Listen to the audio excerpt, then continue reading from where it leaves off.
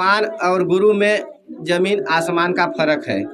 तो वही देवादेव महादेव हमारे आपके जीवन में भगवान का भी काम कर रहे हैं और गुरु का काम कर रहे हैं। इसीलिए बताया जाता है कि मैं अपने भगवान शिव गुरु को प्रणाम करता हूँ, महाशक्ति माता भवानी को प्रणाम करता हूँ। ये मन ही मन प्रणाम किया जाता है, क्योंकि बोलने से जहाँ तक हमारी आपकी आवाज़ें जाएगी हम आप लोग वहीं तक किसी को कवर कर पाएंगे। अब ये हमारे आपके सामने जो माइक लगी है, इस माइक का जहाँ तक आवाज़ जाएगी वहाँ तक ही लोग कवर कर पाएंगे, तो उसके बाद लोगों को नहीं पता चलेगा। लेकिन जो अंतरात्मा की आवाज़ें होती है, जो मन की आवाज़ें होती, मन की तरंगें होती है, वो ईश्वर से कनेक्ट होता है। कैसे होता है कि हमारे आपके जीवन में पहले से ही है। हमारे आपके अगर ये सृष्टि का निर्माण हुआ है तो सृष्टि का निर्माण इच्छा मात्र से, महादेव के इच्छा मात्र से हुआ है। और महादेव जो हमारा आपका है भूत भविष्य वर्तमान का ज्ञाता है, देवादेव महादेव है, कालों के महाकाल हैं। हम आप लोग देखे होंगे और जानते भी होंगे, कुछ ऐसे भी साधु संत हमको आपको मिले होंगे जो पूरा जीवन स्मशान में बिताते हैं। क्या उनको भूत प्रेत नहीं पकड़ते हैं? तो महादेव महाकाल के रूप में भी काम करते हैं। ऐसा कौन सा रूप है जिस रूप में महादेव न हो? वो महादेव हर रूप में है। और यहाँ क्या होता है, जब किसी से हमारा आपका संबंध जब बनता है और बनने के बाद जब वो संबंध मजबूत होता है, जब वो संबंध अगर मजबूत होता है तो जहाँ से मजबूत होता है, जहाँ से कमजोर पड़ता है और टूटने लगता है। देखिए बताया जा रहा है कि सत्य ही शिव है। जब सत्य को पकड़ लेते हैं तो सत्य ही शिव है, शिव ही सुंदर है। अर्थात इस जीवन में शिव से बड़ा कोई सुंदर है ही नहीं, और शिव से बड़ा कोई नहीं है, और शिव से छोटा कोई नहीं है। इतना बड़ा महादेव है, न तो हम आप लोग उनको देख सकते हैं, और इतना छोटा भी है कि हम आप लोग तो भी नहीं दे सकते। लेकिन ये हमारा आपका जो अंतरात्मा है, जिस शरीर में वो आत्मा का निवास है, जो आत्मा का निवास है वो हमारे आपके परमात्मा से वो कनेक्ट है आत्मा। क्योंकि हमारा आपका शरीर एक प्रकार से वस्त्र है, और ये शरीर वस्त्र एक प्रकार से वस्त्र बदलता रहता है। प्रकृति परिवर्तनशील है, और मृत्यु जो है वो निश्चित है। मृत्यु को कोई टाल नहीं सकता है। सत्य बस यही है कि मृत्यु ही सत्य है। इसीलिए लोग बाद में बोलते हैं कि राम नाम सत्य है, बाकी सब पूरी दुनिया असत्य है। मतलब ये हमारा आपका वस्त्र, शरीर, ये सब कुछ बदल जाएगा समय के साथ में। लेकिन ये जो हम आप लोग मनन चिंतन कर रहे हैं, ये जो हम आप लोग समय निकाल रहे हैं, तो देखिए एक प्रकार से क्या होता है कि जैसे हम आप लोग दिन भर 8 घंटे ड्यूटी करते हैं, तो शाम को हमको आपको भरोसा होता है ना, भाई आज हमने 200 का काम किया है, 500 का काम किया है, इतना तो सबको पता है। तो उसी प्रकार से अगर हम उस ईश्वर के लिए अगर हम समय देते हैं, तो ऐसा हमको आपको नहीं सोचना है कि हम समय दे रहे हैं। ये हमारे आपके सौभाग्य की बात है, नहीं तो निकालने के बाद भी समय नहीं निकलता है। हम आप लोग देखे होंगे कहीं कहीं लोग दर्शन करने के लिए जाते हैं, गाड़ियां पलट जाती है और दर्शन करते ही रह जाते हैं, वापस नहीं आ पाते हैं। ये होता है। तो हमारा आपका सौभाग्य है कि हम उस ईश्वर ब्रह्म परमेश्वर का जो आदि काल से है, अवस्थित है और कण कण में विराजमान है, हमको आपको ये समझना पड़ेगा कि वह जो ईश्वर है, परमात्मा है, वो मंदिर में नहीं, हमारे आपके मन मंदिर में उनको बैठाना पड़ेगा। और मन के मंदिर में बैठने के बाद फिर हमको आपको कहीं ढूंढने की जरूरत नहीं रह जाती। कैसे होता है, अभी यहाँ इतने सारे लोग आए हैं, बताइए यहाँ कोई मंदिर है? कुछ नहीं है। यहाँ क्या है, खाली एक उनका चर्चा हो रहा है। चर्चा उस ईश्वर का हो रहा है, उस परम ब्रह्म महादेव महाकाल का हो रहा है, जिसको कोई आज तक नहीं जान पाया। अगर किसी ने जाना है तो बताइए। कोई भी न तो जान पाया है, न तो जान पाएगा। बस इतना है कि अगर उसको गुरु बनाया जाए तो शायद अगर ज्ञान दे दिया तो शायद संभव हो सकता है। और संभव क्या, जितना महादेव की दया, हम लोग जितना दया मांगेंगे उतना दया होने वाली है। और ऐसा नहीं है कि हमने महादेव से मांग लिया, हे महादेव शिव आप मेरे गुरु हैं, हे शिव आप मेरे गुरु हैं, मैं आपका शिष्य हूँ, मुझ पर दया कीजिए। तो देखिए हमारा आपका कर्म फल जो है, कर्म फल का मतलब ये हुआ हम आपको नहीं पता है हमने आपने क्या किया है। अगर एक छोटा बच्चा अगर जन्म लेता है, उसको पता भी नहीं रहता मेरा माता पिता कौन है। लेकिन जब बच्चा रोने लगता है तो माता को पता चलता है मेरा बच्चा रो रहा है, तो उससे देखो बच्चे का और माता का कितना बड़ा संबंध है। जब वो बच्चा थोड़ा जानने लायक होता है तो फिर वही जानता है मेरी मम्मी है, फिर उनके लिए भागने लगता है। अगर बेटा जन्म से अगर माता से दूर कर दिया जाए तो समझ पाएगा? नहीं समझ पाएगा। अगर वो बच्चा जन्म लिया, अगर वो उसको भेड़ियों के साथ में रख दिया जाए तो कैसा व्यवहार करेगा? आप लोग बताइए कैसा व्यवहार करेगा? भेड़ियों ही जैसा उसका व्यवहार हो जाएगा, उसका चलन भी हो जाएगा, भेड़ी जैसा उसका व्यवहार हो जाएगा। तो उसी प्रकार से अगर हम महादेव का बात सुनेंगे और महादेव के बात सुनते सुनते सारा जीवन अगर बिताएंगे अपना कर्म करते हुए, ऐसा नहीं है कि आप अपना कर्म छोड़ दीजिए, गृहस्थ आश्रम में रहते हुए भी उस ईश्वर को, उस महादेव को हम आप लोग उसके मार्ग पे, उनके द्वारा बताए हुए मार्ग पे भी चल सकते हैं। क्योंकि यहाँ इस कलिकाल में स्वयं भगवान नहीं आ सकते। अगर ऐसा लगेगा किसी को कि भगवान आते हैं तो नहीं आते हैं, उनकी कृपा मात्र से संकेत मिल जाते हैं। कृपा मात्र ये होता है कि अंश प्राप्त होता है। अंश का मतलब है कि हमारे आपकी कैपेसिटी के हिसाब से, हमारा आपका जो कैपेसिटी है उसके हिसाब से उनकी दया होती है।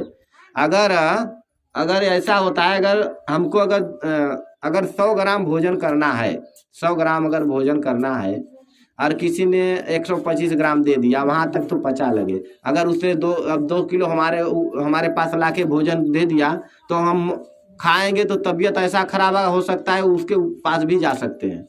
तो ये हो गया कैपेसिटी कि उस ईश्वर, वो परमात्मा हमारे आपको भूत भविष्य वर्तमान को ध्यान में रखते हुए दया करता है। ऐसा नहीं है कि हमने महादेव को माना और मानने का मतलब ये हो जाता है यार हमारा ये काम नहीं बन रहा है, हमारा परिवार सुखी में नहीं है और हमारा ये दुख का कारण बन रहा है। देखिए, हम अगर तांत्रिकों के पास जाते हैं तो वहाँ भी वही है। ऐसा नहीं कि वहाँ पे वो नहीं बैठा है, बताया जा रहा है हर रूप में वही है। और आप लोग शायद सुने भी होंगे, मंत्र में भी उनकी दुहाई दी जाती है। और यहाँ तो स्वयं बताया जा रहा है कि आप मांगो तो सही। मांगने का मतलब हो गया कि आप मांगने का, याद का मतलब, दया का मतलब होगा याद करना। याद करो तो सही। कौन याद कर रहा है? कितना देर हम लोग याद कर पा रहे हैं? बस इतना होता है कि बस थोड़ा सा मन जो है लगता है थोड़े समय के लिए, फिर मन विचलित होने लगता है। विचलित क्योंकि ये कलयुग का प्रभाव है। इस युग में मन लगाना और लगा के रख लेना ये संभव नहीं है। संभव तभी हो सकता है जब उसकी स्वतः ही दया हमारे आपके ऊपर हो जाए। और दया कब होगी? जब हम याद करेंगे तब। याद का उल्टा ही तो दया होता है, दया का उल्टा याद होता है। मतलब हमारा आपका कुछ काम बिगड़ा हुआ है, कुछ नुकसान हुआ है, तो पहले उसको याद करो। जब उसको याद करोगे तब हमारा आपका काम बनता है और हमको आपको परिणाम भी मिलते हैं। देखे होंगे कि देखते हैं हम आप लोग कि यहाँ पे न तो कोई तंत्र विद्याएं चलती हैं, न तो कुछ, खाली बस उसका नाम लिया जाता है। नाम लेने मात्र से, सुनने मात्र से। और कभी कभी ये भी देखे होंगे जिसको कान नहीं होगा वो सुन नहीं पाता है। जिसको अपने कर्म के हिसाब से, जिसके पास कान नहीं है तो सुन पाएगा नहीं, और जिसको आंख नहीं है वो नहीं देख पाएगा।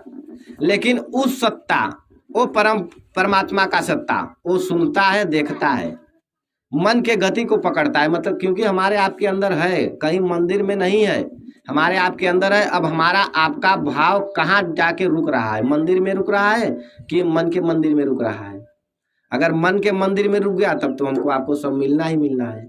अगर मंदिर में जाके रुक रहा है तब तो फिर भाई मंदिर का चक्कर लगाते रहिए, मंदिर का चक्कर लगाते रहिए और लगाते ही रहेंगे।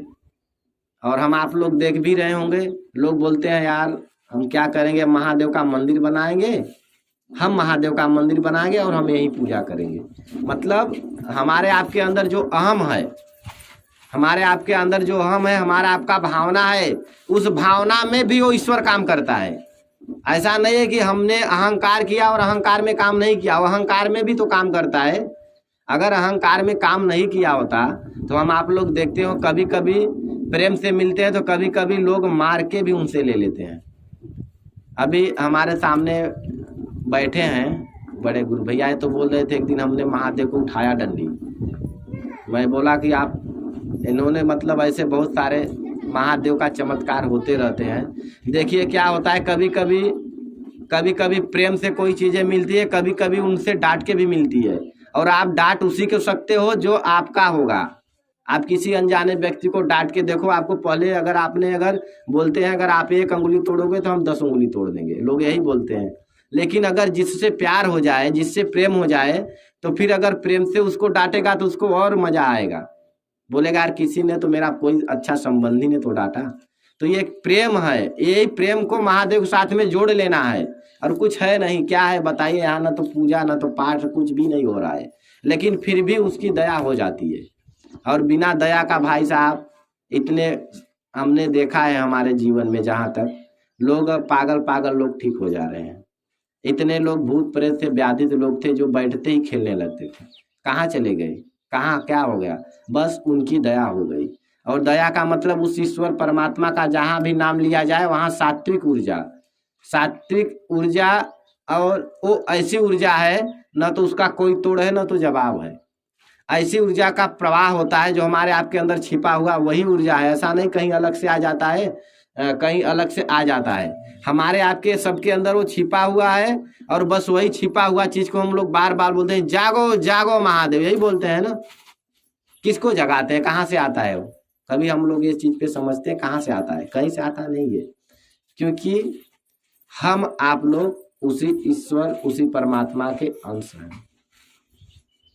उसी ईश्वर परमात्मा के अंश है जो हमारे आपके गुरु हैं।